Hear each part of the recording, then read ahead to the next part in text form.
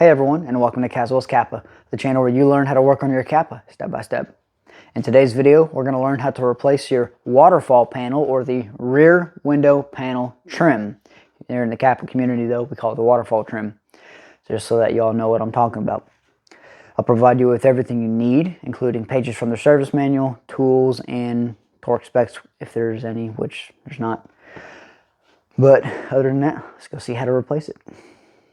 Now the waterfall panel, waterfall trim, whatever you want to call it, that's typically what it's known in the Sky Solstice community. It's going to be this piece right here. It's this piece that covers the whole entire back. Well, how do we remove that? Well, you're going to have to remove a lot before that. You have the door sills, the body lock pillar trim, which these are already removed. Gotcha. On both the driver's side and the passenger side. So door sill, body lock pillar trim, and we'll have to remove the center console right here as well.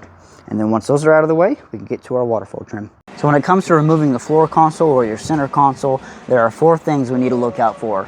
First, there are 3 clips holding this in. 2 side by side and then 1 in the center.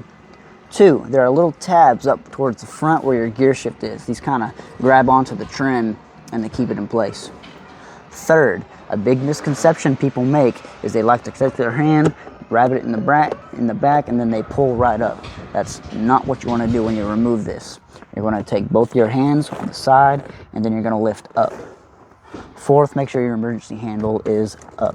If it's down, you're not going to have enough room to pull up or do anything with it. You're going to get stuck real quick. So make sure that's up. So like I said, take your hands, pull up. There's the 2 in the front, or the 2 in the back, I'm sorry. And sometimes your front one will come out too. Mine did. Remember that you still got the tabs in the back, so try to wiggle it back and forth till it comes out, just like that. And then we can take it up, and it's removed. When it comes to removing the driver's side door sill, I like to grab up front. There's little holes here, and you're basically just going to pull until all the clips release. Just like so. They're all removed. Next, we're going to scoot the seat forward. There's a little lever up front, so grab that, back of your chair, and just scoot it forward as much as you can. Next, we're going to pull this hinge right here, and that's going to allow you to move your seat forward. When it comes to removing the body lock pillar trim panel, I usually like to start somewhere on the bottom, or there's a little ledge right here that I like to just push on, and usually that'll unclip the first clip. And I think this one actually may already be done. Either that or it's broken. I want to say this one's already broken on the side. Wow, that's shocking. Okay, usually there's a clip right here. It goes pop. You'll see it on the passenger side. But since that's already done, we can go ahead and come to the bottom here. And we'll just come underneath and pop the next clip. There's going to be one here, here, here, and just in several different places around here. Oh, right there. And as you can see, most of them already came out. And there's a little line right here that if you want to, and the bottom only pops, you can just run along the top until they all just start popping. Just like that one there. But be careful because there's an electrical connection for your rear speaker right here. So now that all the clips are off, we can disconnect that connector. When it comes to disconnecting the connector for the rear speaker, as you can see, you got a white housing and then this little black box on the bottom. That's going to be your tab. You're going to push in and pull up. I'd recommend using 2 hands because of how crowded this area is and how fragile the connections are that connect to your connector. So push it in, pull up. That's done. And now we can remove our water panel. Not our water panel, our body lock pillar trim panel. Once the driver's side has been done, we can move on to the passenger side. It's the exact same thing. Reach in, pull up. Door sill has been removed. I'm going to scoot the seat forward. Use the hinge to tilt it forward all the way. Just like the driver's side, we're going to take out the body lock pillar trim on the passenger side. I'm going to push forward this time and hopefully a clip comes undone. Yep, okay, there's that one. And then once again, we're going to follow the line of the waterfall. 1, 2, 3, 4, 5. And then once again, careful because of the connection of the tweeter or the rear speaker. Disconnect the passenger rear speaker, same thing. White body, black trim, or whatever you want to call that, clip, push in, pull out, careful of the solder. Take your waterfall panel, or not your waterfall panel, your body lock pillar trim panel, set that to the side. Now that everything is moved up out of the way, we have a good view of our water panel here. Don't worry about that, that's crap. Now, in order to remove the waterfall panel, there are basically just clips holding this thing on, and that's it. So it's just pulling it out. Now, I will note something in the service manual, and I've never been able to confirm this, so if you could confirm it in the comments, that would be great.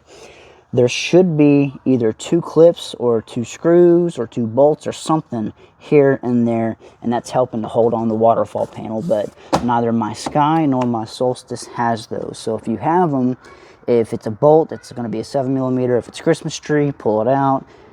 If there's nothing there, welcome to the club. I don't know. I don't know how to address that one because I haven't seen it personally. But other than that, there's just going to be nothing but clips holding everything on. Alright, so just as I said, it should just be clips from here on out. This piece will even come out with it. So we're going to start to where the body lock trim panel would attach to it. We're just going to start pulling from there. Watch out for your seat belt though, because they're going to have these little trim pieces here. If you can, just slide them down and push them out of the way.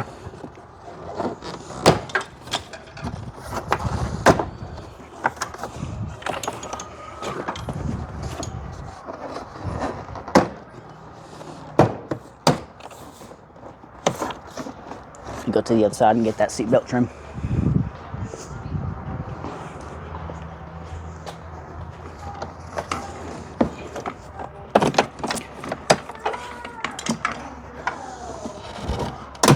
Okay, and just like that, looks like that's all removed. So I'm going to step in here. I'm going to grab it from the center, right, because I don't want it flexing or anything. I don't want it messing up. I'm just going to grab it. I'm going to pull it straight out. Now that the waterfall panel is off, we have some access to some pretty cool modules here. So here, I believe we have our Sirius XM module. We have what I believe is called your SDM module.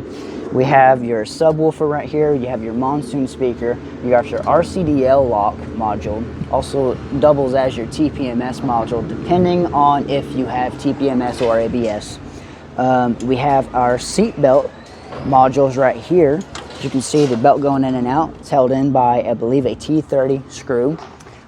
And then, I think I already pointed it out, you got your monsoon amp right here if you have the Redline with the speaker upgrade. And that's going to be basically all you can get to here. I mean, you got your grounds here. I'm sure there's some more grounds here as well.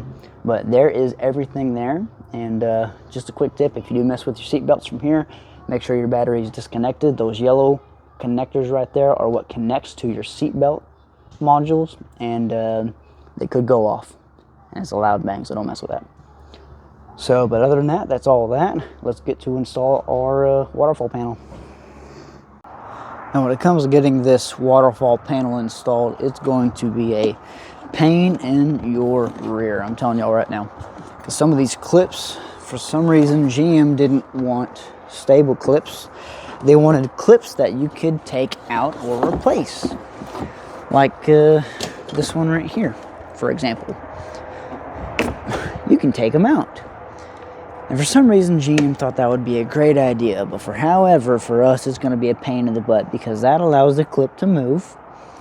And it's going to have a great time getting in a small little slot that it's going to be crooked up against. So we're going to have a fun time getting this in today. So if anything, we're just going to have to do the outsides and then hope for the best. But anyways, we're going to try our best. I'm going to attempt to get these movable clip-ons first. But first and foremost, if you look at the bottom towards the, so like close to the subwoofer and then close to the wall, there are little studs in the bottom, okay? These studs, there are supports on the bottom of the waterfall that these are going to slide into, okay? So you want to make sure that these are either clipped into it, because they can either slide on it or they'll just clip onto it. You want to make sure they're on all of these. If not, it's not going to be stable. So you want to make sure that's on there right.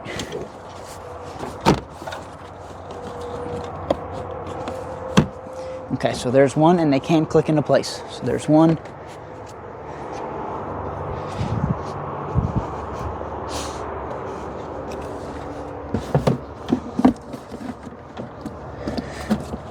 There's two, and I don't think there's a third right here.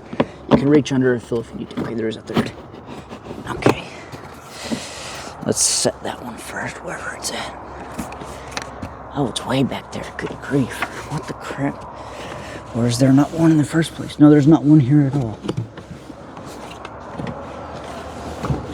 Unless it's this one right here. No, because that would not make sense. Okay. So I'm not going to worry about that one. I'm just going to clip this one in right here. Okay. So there's two clips on this side. Outside one lines up perfectly. This one, it's way in the back, so I'm not going to worry about that one. Okay. So y'all shouldn't have to either. And then I'm going to try to line up these plastic ones first, because that's going to be your biggest pain. And then after that, everything should follow suit.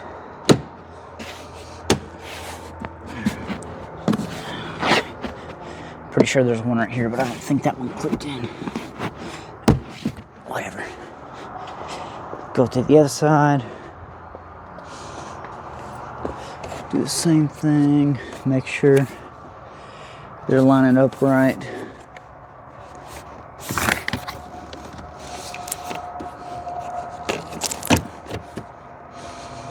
Yep, that's what I'm talking about right there. It's not wanting to line up right.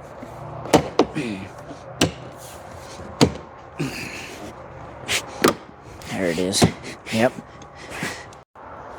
Alright. Now before we install the body lock pillar trim, we're going to want to make sure our seat belt is over the waterfall and that the seat belt trim is slid into place as well. It'll pop in place.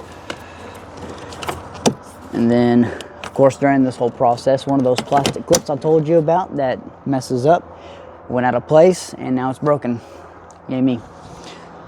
Now that that's installed, we're going to take our body lock pillar trim. I'm going to try to attempt to slide it in place. These like to give you a lot of trouble because these are supposed to sit over the door jamb, but they like to sit behind it, but you can't let it do that. It's got to be over it, kind of like a blanket. Okay, so install the connector for your rear speaker.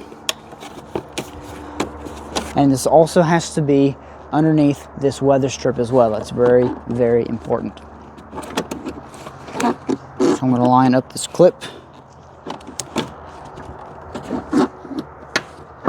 Okay, drop that. And so far I'm over the door jamb, but a lot of the times it likes to slide out. See, just like that, it's trying to slide out. You cannot let it do that. It needs to be on top of the door jamb. There we go. Yeah. Force it down. And of course it slid. What? Did it come out? Yep. There we go. There we go. All right, there we go. It's all popped in place. It is sticking out a little bit, but I don't think, yeah, I'm not gonna be able to do anything about that. It's just not wanting to line up today. So I'm gonna have to ignore that, unfortunately, and we'll get the door sill on this side. When it comes to installing your driver's side sill plate, I like to slide it in, and this time I'll usually start from the back because the back's usually easier to deal with than the front, depending on your Solstice. But we're gonna try to get all those clips popped in, but you gotta make sure it's in the right spot or it won't work. Since you can see, I'm having a little bit of trouble here.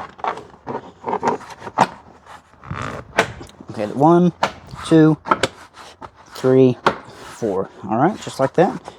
They're all popped in. When it comes to the driver's side, don't forget to install your seatbelt trim. Make sure it's over the water panel.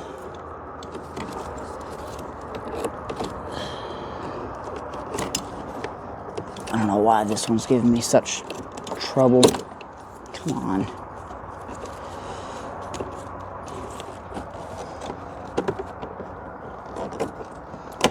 Okay, that's installed. If you got any clips that popped out, pop them back into place. grab your driver's side pillar trim, reconnect the wiring connector for your rear speaker.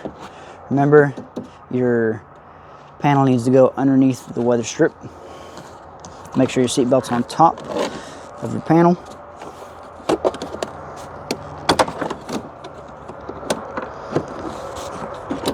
Oh, come on. Okay, that's it there. Okay, make sure this clip is lined up too. Okay, 2, where's this one at? 3, 4, that should be number 5 right there, I think.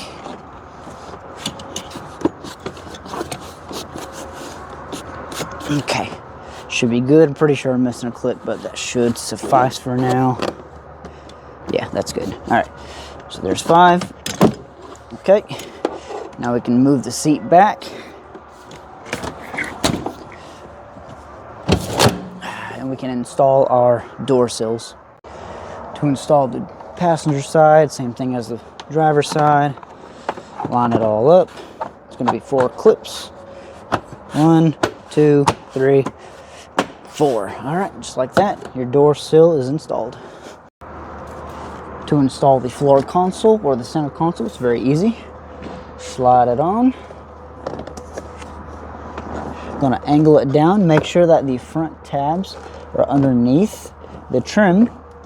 Slide it down. Try to get that first tab down, and then just push down the back until those clips are installed. If this one doesn't snap in place, it's either because it's off or it's too far. If you can't do it, give it a nice little tap. Maybe it'll pop in place. Just like that. That should be good. And your floor console is installed. Alright, just like that, everything has been installed. You have completed this procedure. Thank y'all so much for checking out the video. I hope that it helped you out, that you learned something new. If you happen to have more procedures that need to be done for your vehicle, hop on over to kaswellskappa.wixsite.com/kaswellskappa. I hope you get a new domain soon, so it's just kaswellskappa.com. That way you ain't got to type all that out. But on that website, you can find procedures for Kappas and non-Kappas, so that if you have to do anything else for your vehicle, it's there and available for y'all to follow along with. But other than that, that's all I have for y'all today, and I will see y'all next time. Until then.